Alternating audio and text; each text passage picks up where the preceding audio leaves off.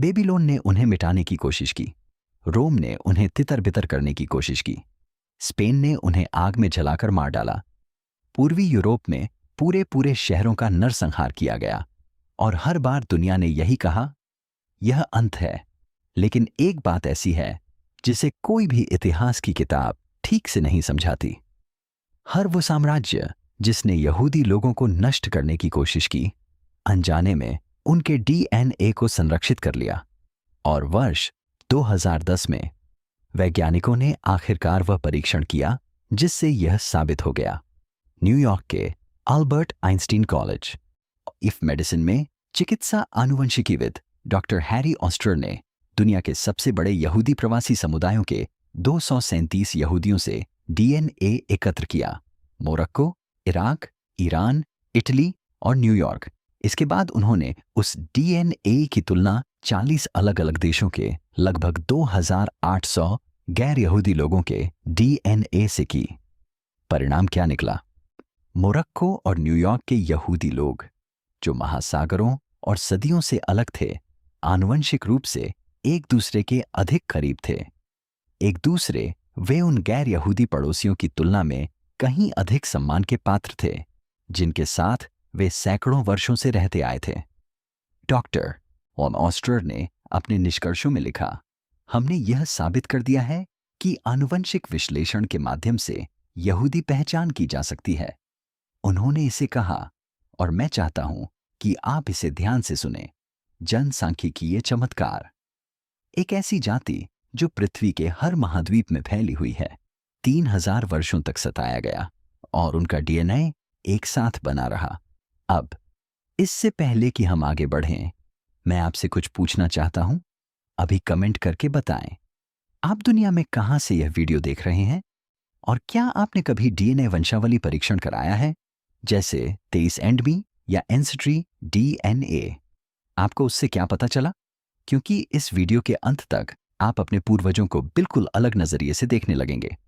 अब वह सवाल जो कोई नहीं पूछ रहा है वह यह है, कैसे एक जीनोम 3000 वर्षों के निर्वासन, नरसंहार और जबरन धर्म परिवर्तन से कैसे बच सकता है? इसका जवाब देने के लिए हमें बहुत पीछे जाना होगा। 3000 साल नहीं, 10,000 वर्ष। एक ऐसी भूमि को जो अब किसी भी आधुनिक मानचित्र पर मौजूद नहीं है, और उन लोगों के समूह को जिन्होंने मानव इतिहास का सबसे पुराना आनुवंशिक संग्रह पीछे छोड़ दिया है। लगभग 10,000 साल पहले उस क्षेत्र में जिसे आज हम इज़राइल, फिलिस्तीन, लेबनान और सीरिया कहते हैं, शुरुआती किसानों के एक समूह ने उस भूमि पर अपना बसेरा बनाया था। उन्होंने गांव बसाए, उन्होंने फसलें उगाईं, उन्होंने पड़ोसियों के साथ व्यापार किया।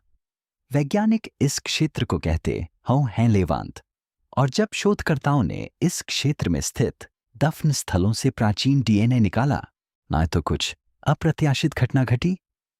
ये प्राचीन लेवेंटाइन लोग पहले से ही आनुवंशिक रूप से भिन्न मिस्र और मेसोपोटामिया में उनके पड़ोसियों से। मानवता की एक अनूठी शाखा जो दुनिया के एक विशिष्ट कोने में निहित है।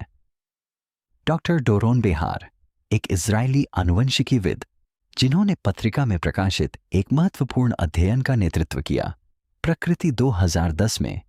सीधे शब्दों में कहें तो हमने जो पाया है उसका सबसे सरल स्पष्टीकरण एक सामान्य आनुवंशिक उत्पत्ति है, जो इस बात से मेल खाता है कि यहूदी लोग लेवांत के प्राचीन निवासियों से उतरे हैं। अब यहां वो बात है जो सब कुछ बदल देती है।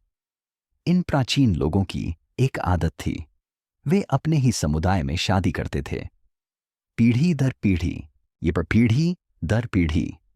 विद्वान इसे कहते हैं अंतर्विवाह, और अंतर्विवाह का जैविक कार्य एक टाइम कैप्सूल की तरह होता है।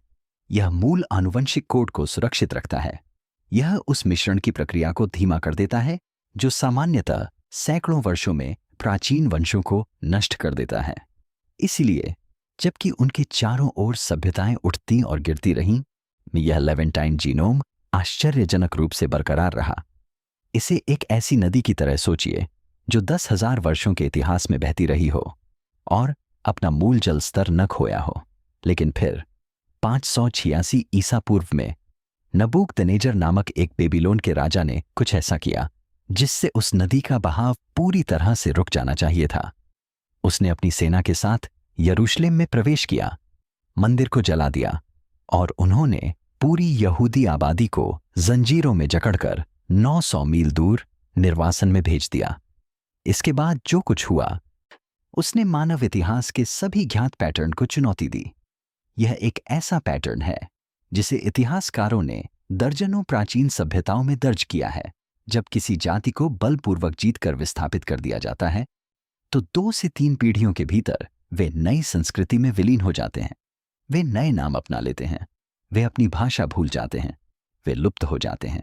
ऐसा ही 722 ईसा पूर्व में इजराइल पर विजय प्राप्त करने वाले असीरियन लोगों के साथ हुआ था। बेबीलोन द्वारा निगल लिए गए दर्जनों अन्य लोगों के साथ भी ऐसा ही हुआ था।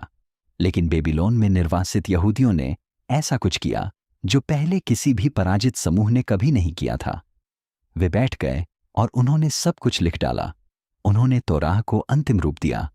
उन्होंने आराधनालय की स्थापना की, एक ऐसा चल फिर सकने वाला पूजा स्थल जिसे न तो भूमि की आवश्यकता थी और न ही किसी मंदिर की। उन्होंने एक ऐसी संपूर्ण, इतनी सुगम और इतनी सावधानीपूर्वक संरक्षित पहचान का निर्माण किया कि वह कायम रह सकी कहीं भी पृथ्वी पर। और डीएनए इसकी पुष्टि करता है। प्राचीन बेबीलोन की भूमि इराक में यहूदी समुदायों के आनुवंशिक अध्ययनों से पता चलता है कि उनकी वंशावली में लेवेंटाइन वंश का स्थानीय मेसोपोटामियाई आबादी के साथ बहुत कम मिश्रण हुआ था। वहां रहने के बाद भी 2500 वर्ष सैन फ्रांसिस्को स्थित कैलिफोर्निया विश्वविद्यालय के मानव आनुवंशिकी संस्थान के निदेशक प्रोफेसर नील रिश ने एक शोध प्रकाशित किया है जिसमें दिखाया गया है कि यहूदी आबादी में कुछ आनुवंशिक उत्परिवर्तन लगभग 20 वर्षों से मौजूद है। 120 पीढ़ियां उन्होंने इन उत्परिवर्तनों का पता लगाया और मैं उद्धृत कर रहा हूं, लगभग उसी समय जब मध्य पूर्व में यहूदी लोग एक अलग आबादी के रूप में उभरे। यह कोई सांस्कृतिक कहानी नहीं है, यह एक जैविक समय चिन्ह है। और अगर आप आधुनिक यहूदी डीएनए का बारीकी से अध्ययन करें तो वैज्ञानिक फारसी काल से एक सूक्ष्म आनुवंशिक संकेत भी पा सकते हैं। यह उस समय का एक छोटा सा निशान है जब फारसी राजा साइरस महान ने यहूदी निर्वासितों को मुक्त किया और उन्हें अपने घर लौटने की अनुमति दी। जीनोम में छिपा एक भूत इतिहास के सबसे प्रसिद्ध दयालु कार्यों में से एक द्वारा छोड़ा गया। लेकिन जिस समय यहूदी लोगों ने अपने शहर और अपने मंदिर का पुनर्निर्माण किया, उसी समय एक नया खतरा मंडरा उठा। सेना नहीं, एक विचार। और यह वाला लगभग सफल हो गया था। यह वर्ष 332 ईसा पूर्व है। सिकंदर महान ने लेवांत पर विजय प्राप्त की और अपने से पहले के सभी विजेताओं के विपरीत सिकंदर केवल सैनिक ही नहीं लाता है, वह व्यायामशालाएं लाता है। यूनानी दर्शन, यूनानी नाम, यूनानी फैशन, और यह काम करता है। यरूशलेम में धनी यहूदी परिवार अपने बच्चों के नाम यूनानी भाषा में रखने लगते हैं। वे कुछ रीति रिवाजों का पालन करना बंद कर देते हैं। वे यूनानी सांस्कृतिक कार्यक्रमों में भाग लेने लगते हैं। इतिहास में पहली बार ऐसा हो रहा था कि यहूदी पहचान को बाहर से नष्ट नहीं किया जा रहा था, यह हो रहा था चुना गया अंदर से। और डीएनए से यह साबित होता है। इस युग की कुछ यहूदी आबादी में यूनानी और मैसेडोनियन नववंश के निशान दिखाई देते हैं। लेकिन यहां एक पेचीदगी है, वे निशान पूरी तरह अनुपस्थित अन्य आबादी में। समुदाय 2 भागों में बंट रहा था, एक वे लोग जो घुल मिल गए और दूसरे वे लोग जिन्होंने घुल मिलने से इनकार कर दिया। यह विभाजन 167 ईसा पूर्व में खुले संघर्ष में तब्दील हो गया। मत्ताथियास नामक एक यहूदी पुजारी और उनके पुत्रों मैकाबीद ने एक विद्रोह शुरू किया। यह विद्रोह न केवल यूनानी सेनाओं के खिलाफ था, बल्कि उन यहूदी परिवारों के खिलाफ भी था जिन्होंने आत्मसात होने का विकल्प चुना था। और 3 साल की लड़ाई के बाद उन्हें जीत मिली। जो परिवार पूरी तरह से यूनानी संस्कृति में विलीन हो गए थे, वे कुछ ही पीढ़ियों में यहूदी वंश से लुप्त हो गए, समाहित हो गए, गायब हो गए। जिन परिवारों ने प्रतिरोध किया, उनका डीएनए बाद में आने वाले हर यहूदी समुदाय की नींव बन गया। और उस जीत का जश्न वह आज भी कायम है। हर साल दुनिया भर के घरों में जब कोई परिवार हनुक्का मेनोराह जलाता है तो वे एक ऐसी लौ प्रज्वलित कर रहे होते हैं जो पहली बार 2200 साल पहले जलाई गई थी। एक ऐसी लौ जो उस क्षण का प्रतीक है जब एक समुदाय ने आराम और स्वीकृति के बजाय अपनी पहचान और अपने जीन को चुना। लेकिन यूनानियों की विफलता का केवल एक ही मतलब था। इसके बाद रोम का नंबर था और रोम कुछ ऐसा करने जा रहा था जो किसी भी यूनानी दार्शनिक की कल्पना से कहीं अधिक विनाशकारी होगा।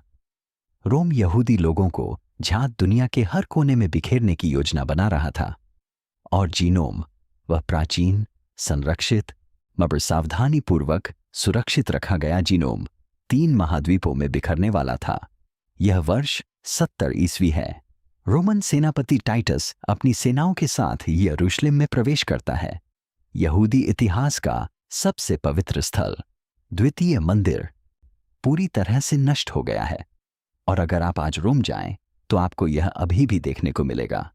द टाइटस का मेहराबिस विजय का जश्न मनाने के लिए निर्मित यह स्मारक आज भी रोमन फोरम में खड़ा है। इसकी नक्काशीदार पत्थर की दीवारों पर आप रोमन सैनिकों को विजयोत्सव के रूप में रोम की सड़कों से टेम्पल मेनोराह ले जाते हुए देख सकते हैं। विनाश का एक स्मारक जो लगभग 2000 वर्षों से खड़ा है। इसके बाद यहूदी लोग 2 प्रमुख धाराओं में विभाजित हो गए। अश्केनाजी यहूदी उत्तर और पश्चिम की ओर बढ़ते हुए मध्य और पूर्वी यूरोप में, सेफर्डिक यहूदिया उत्तर अफ्रीका और भूमध्य सागर के रास्ते दक्षिण की ओर फैल रहा है। 2 समूह, 2 बिल्कुल अलग दुनियाएं, लगभग 2000 वर्षों से अलग। अब अगर कोई जीनोम सामान्यतः कुछ ही पीढ़ियों के बाद अपने आसपास की आबादी के साथ खुल मिल जाता है और बदल जाता है, तो आपके विचार से 2000 साल बाद क्या हुआ होगा? डॉक्टर हैरी ऑस्टर ने अपने 2010 के अध्ययन में निम्नलिखित निष्कर्ष निकाले। लगभग 2000 वर्षों के अलगाव के बावजूद अश्केनाजी यहूदी और सेफर्डिक यहूदी एक समान लेवेंटाइन आनुवंशिक मूल साझा करते थे। स्पष्ट रूप से पता लगाया जा सकता है वे अभी भी आनुवंशिक रूप से अधिक करीब थे एक दूसरे उन यूरोपीय या उत्तरी अफ्रीकी आबादी की तुलना में जिनके बीच वे सदियों से रहते आए थे, डॉक्टर मैरी ऑस्टर ने कहा। और यह पंक्ति महत्वपूर्ण है कि अश्केनाजी यहूदी आपस में उतने ही घनिष्ठ रूप से संबंधित थे जितने कि आम यहूदी, चौथे या 5वें चचेरे भाई बहन। धरती पर रहने वाला हर एक अश्केनाजी यहूदी दूसरे का दूर का रिश्तेदार है। लेकिन फिर नवंबर 2022 में शोधकर्ताओं ने यरूशलेम का हिब्रू विश्वविद्यालय और हार्वर्ड मेडिकल स्कूल, उन्होंने कुछ असाधारण किया। उन्होंने एक मध्य युगीन यहूदी कब्रिस्तान से दांत निकाले। एयरफर्ड, जर्मनी। ये दांत 700 साल पुराने थे। उन्होंने 33 व्यक्तियों से डीएनए निकाला और उन्हें जो मिला वह चौंकाने वाला था। उस कब्रिस्तान में दफनाए गए सभी लोगों में से 1/3 लोगों का माइटोकॉन्ड्रियल डीएनए बिल्कुल एक जैसा था, एक ही मातृवंश। इसका अर्थ है कि मध्ययुगीन शहर के पूरे यहूदी समुदाय का 1/3 हिस्सा एक ऐसे व्यक्ति से वंशज था, एकल महिला जो उनसे लगभग 500 से 1000 साल पहले जीवित थे। हार्वर्ड मेडिकल स्कूल के प्रोफेसर डेविड रीच, जो दुनिया के अग्रणी प्राचीन डीएनए वैज्ञानिकों में से एक हैं, ने अध्ययन में यह बात कही, अगर हर पीढ़ी में 500 में से 1 से ज्यादा लोग बाहरी लोगों से शादी करते तो अश्केनाजी वंश में इतना बदलाव आ जाता जिसे हम पहचान सकते थे। लेकिन ऐसा नहीं हुआ। यह नई जानकारी है। इस पर थोड़ी देर विचार करें। 500 में से 1, 25 से अधिक पीढ़ियों से मध्यकालीन यूरोप में मानव इतिहास के सबसे विविध और अराजक काल में आनुवंशिक अलगाव का वह स्तर लगभग समझ से परे है। जब तक आपको यह समझ नहीं आ जाता कि आगे क्या हुआ, क्योंकि इस अड़चन अश्केनाजी जीन पूल के इस भारी संकुचन ने वैज्ञानिकों को एक ऐसी विस्फोटक, इतनी राजनीतिक रूप से आवेशित बहस में उलझा दिया कि इसने 1000 साल पुराने प्रश्न को फिर से प्रज्वलित कर दिया। क्या अश्केनाजी यहूदी वास्तव में प्राचीन इजरायलियों के वंशज हैं? 1976 में आर्थर कॉस्टलर नामक एक लेखक ने एक पुस्तक प्रकाशित की जिसका शीर्षक था 13वीं जनजाति। उनका तर्क था, अश्केनाजी यहूदी प्राचीन इज़राइलियों के वंशज नहीं हैं। वे इनके वंशज हैंकजार, काकेशस क्षेत्र में स्थित एक तुर्क साम्राज्य, जिसने कथित तौर पर 8वीं या 9वीं शताब्दी ईस्वी में यहूदी धर्म अपना लिया था। यह पुस्तक 20वीं शताब्दी की सबसे विवादास्पद ऐतिहासिक रचनाओं में से एक बन गई। कुछ लोगों के लिए यह अश्केनाजी यहूदियों के प्राचीन लेवांत से पैतृक संबंध को गलत साबित करने का एक प्रयास था। कुछ शिक्षाविदों के लिए यह एक गंभीर ऐतिहासिक सिद्धांत था जिसकी जांच की जानी चाहिए थी। वैज्ञानिकों के लिए यह एक ऐसा प्रश्न बन गया जिसका स्पष्ट उत्तर मिलना आवश्यक था, और 2010 में इसका जवाब मिल गया। डॉक्टर हैरी ऑस्टर के जीनोम व्यापी अध्ययन के साथ साथ डॉक्टर डोरोन बेहर द्वारा प्रकाशित समानांतर अध्ययन भी इसमें शामिल है। प्रकृति उसी महीने उन्होंने अश्केनाजी यहूदियों के डीएनए की जांच की और इसकी तुलना सीधे मध्य एशियाई और तुर्किक आबादी के डीएनए से की। निष्कर्ष स्पष्ट और सीधा था। आनुवंशिक आंकड़े यह हैं और मैं शोध का हवाला दे रहा हूं। खजार परिकल्पना के साथ असंगत। अश्केनाजी यहूदी आनुवंशिक रूप से तुर्क या मध्य एशियाई आबादी के साथ समूह नहीं बनाते हैं, वे समूह बनाते हैं मध्य पूर्वी जनसंख्या। उनका जीनोम स्पष्ट रूप से प्राचीन लेवांत की ओर इशारा करता है। डॉक्टर ऑस्टर ने सार्वजनिक रूप से कहा, मुझे उम्मीद है कि इन टिप्पणियों से यह धारणा दूर हो जाएगी कि यहूदी होना केवल एक सांस्कृतिक रचना है। दशकों में निर्मित खजार सिद्धांत को डीएनए अध्ययन में ही ध्वस्त कर दिया गया। लेकिन यहीं से कहानी और भी जटिल हो जाती है, क्योंकि जहां एक और अश्केनाजी यहूदियों के पिता का वाई क्रोमोसोम स्पष्ट रूप से मध्य पूर्व की ओर इशारा करता था, वहीं माता का डीएनए थोड़ी अलग कहानी बयां करता था। एक ऐसी घटना जिसने वैज्ञानिकों को 4 महिलाओं तक पहुंचाया, 4 अनाम महिलाएं, जिसका डीएनए आज जीवित करोड़ों लोगों के शरीर में मौजूद है। 2006 में डॉक्टर डोरोन बेहर और उनके पर्यवेक्षक प्रोफेसर कार्ल स्कोरेकी इज़राइल के हाइफा में स्थित टेक्नियन इज़राइल प्रौद्योगिकी संस्थान ने एक अध्ययन प्रकाशित किया, American journal of human genetics. उन्होंने लगभग 2000 यहूदी व्यक्तियों के डीएनए की तुलना 67 वैश्विक आबादी के 11,500 गैर यहूदी लोगों के डीएनए से की।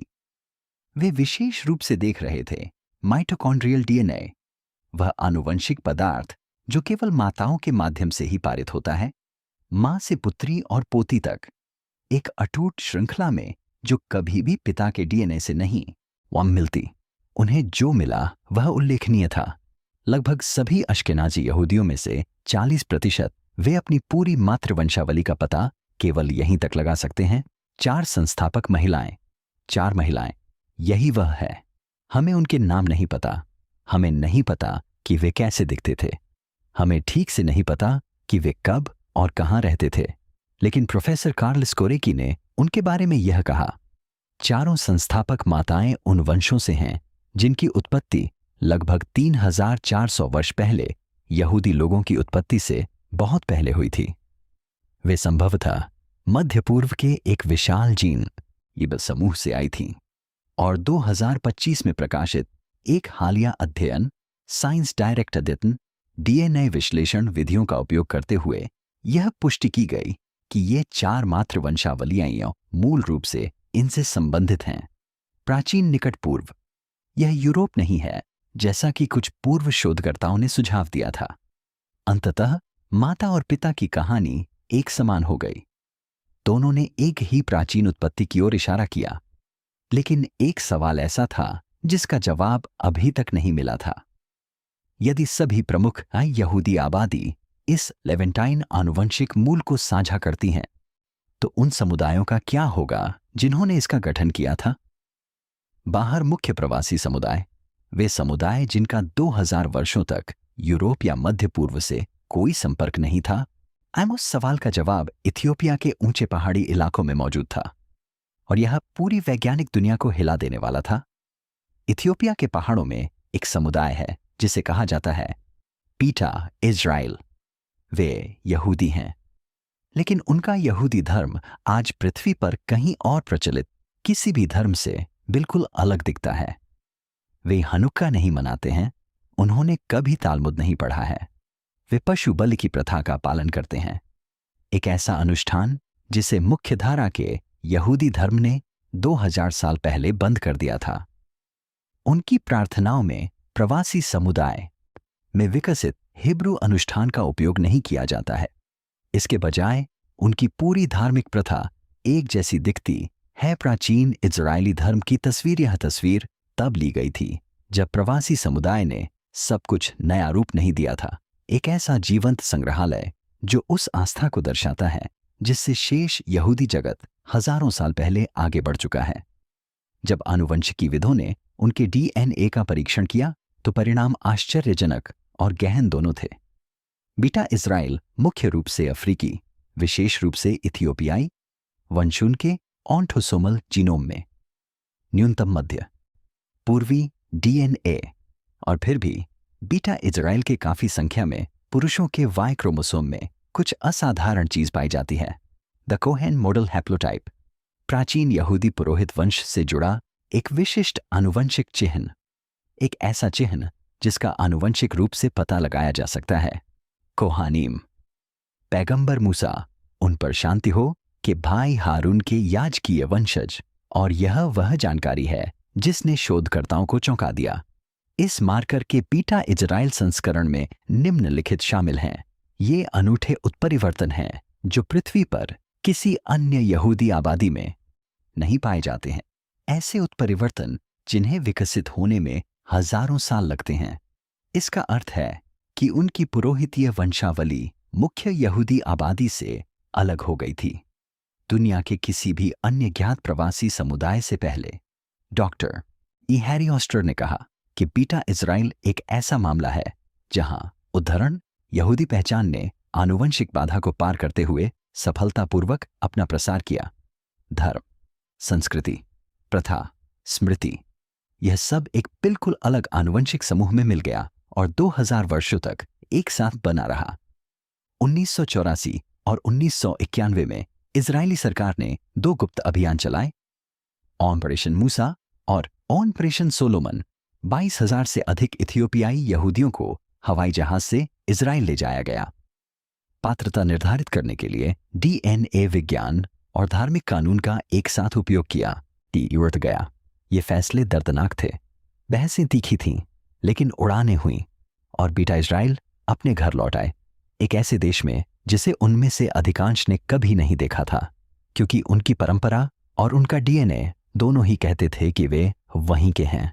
अब यदि इथियोपिया यह दिखा दे कि यहूदी पहचान लेवेंटाइन डीएनए के बिना भी जीवित रह सकती है, क्या होता है जब मुट्ठी भर यहूदी पुरुष भारत में 2000 मील दूर एक जहाज दुर्घटना में बच जाते हैं और उनके पुरुष वंशजों का आनुवंशिक रूप से आज भी पता लगाया जा सकता है। भारत के पश्चिमी तट पर यह महाराष्ट्र राज्य में एक यहूदी समुदाय है जिसे कहा जाता है बेने इज़राइल। उनकी उत्पत्ति की कहानी सरल है। लगभग 2000 साल पहले 7 यहूदी परिवार एक जहाज पर सवार थे। ये जहाज भारतीय तट के पास डूब गया। वे बच गए, वे वहीं बस गए। उन्होंने स्थानीय महिलाओं से विवाह किया।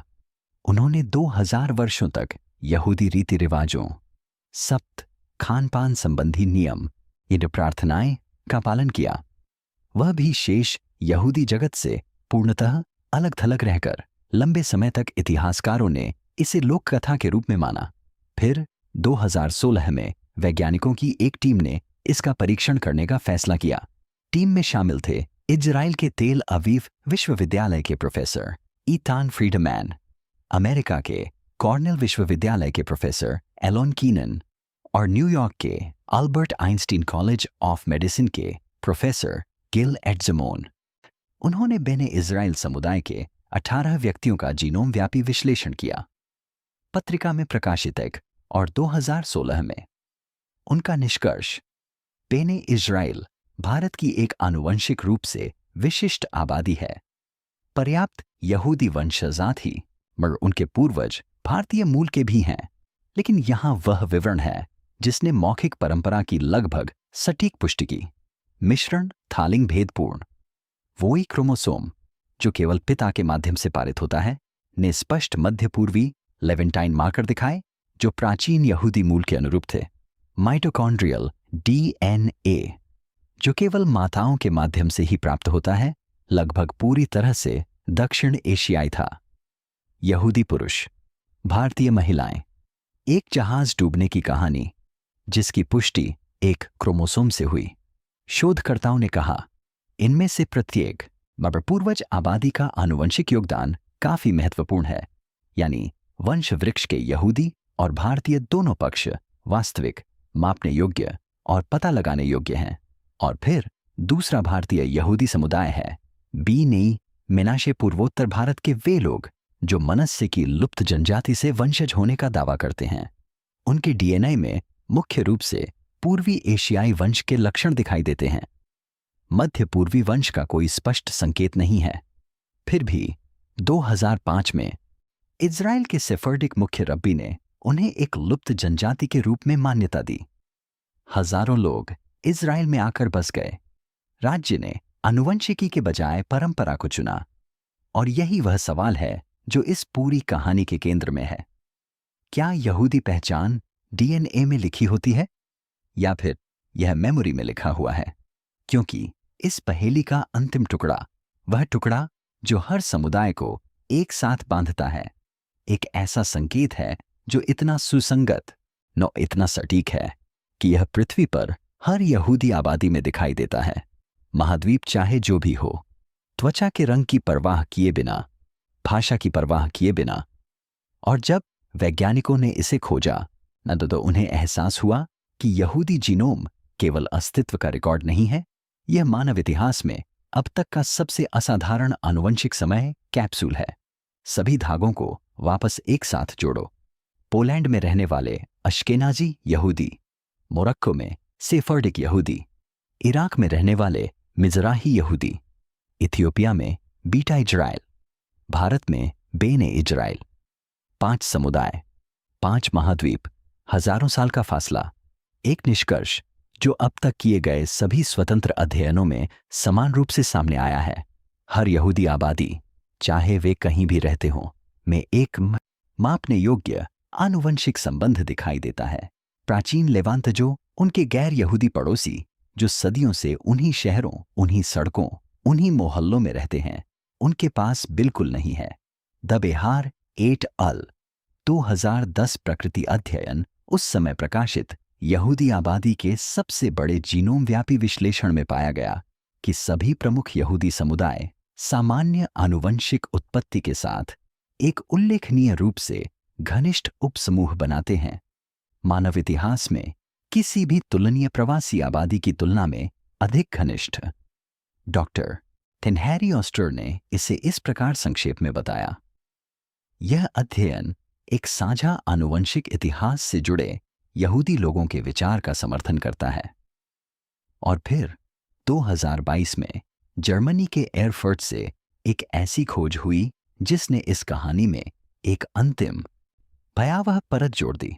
हार्वर्ड के प्रोफेसर डेविड रीच ने बताया कि उस कब्रिस्तान में दफन मध्ययुगीन यहूदी समुदाय में बाहरी आबादी के साथ अंतर्विवाह की दर प्रति पीढ़ी 500 में से 1 से भी कम थी। 25 से अधिक पीढ़ियां। मध्यकालीन यूरोप में यूरोपीय इतिहास की सबसे अराजक और हिंसक शताब्दियों के दौरान अलगाव का वह स्तर कोई संयोग नहीं है।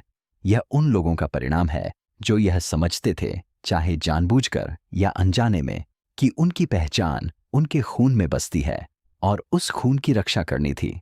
यूसीएसएफ के प्रोफेसर नील रिस्क ने पुष्टि नटर की कि कुछ आनुवंशिक उत्परिवर्तन लगभग 120 पीढ़ियों से यहूदी आबादी में व्याप्त हैं, लगभग उसी समय जब मध्य पूर्व में यहूदी लोग एक अलग आबादी के रूप में उभरे।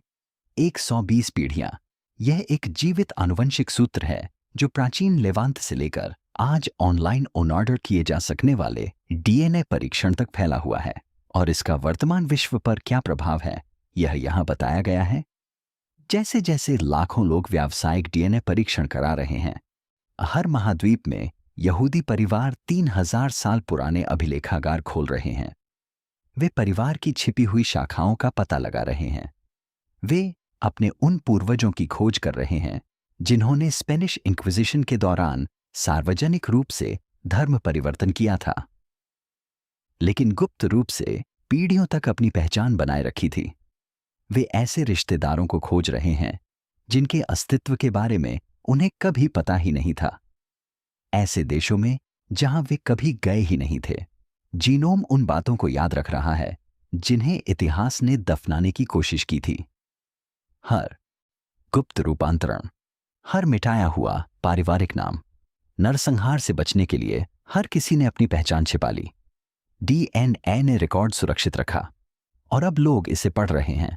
लेकिन एक ऐसा समुदाय भी है जिसकी कहानी शायद ही कभी बताई गई हो, दक्षिणी स्पेन और पुर्तगाल में छिपा हुआ।